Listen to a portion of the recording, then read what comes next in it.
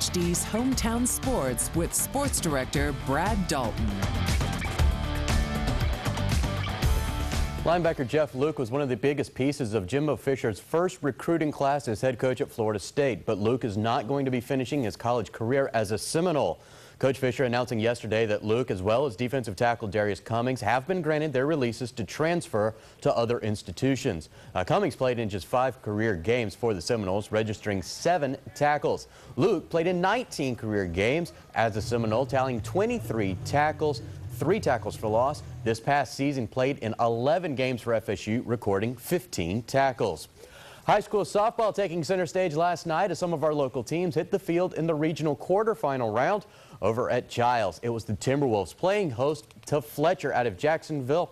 T-Wolves jumping out to an early lead. Anna Martin sending this pitch right back up the middle. Lindsey Worm scampering around from second, and that puts Giles on the board. Later in the game, it's Worm at the plate, and she jumps just all over this high pitch. The left fielder, well, she can only turn and watch as the ball goes sailing over the fence for a solo home run. Austin West stepping up, and she's going to drive this pitch right back up the middle over the center fielder's head, one hopping the wall. A.J. Hamilton and Katie Baker both come in on the double. Giles wins 7-0. They now move on to the next round where they will host First Coast on Friday. And that's because the Buccaneers were able to get past Lincoln last night, ending the Trojan season 1-0. Some other scores that we had called in: Wakulla falling at home to Arnold 6-2.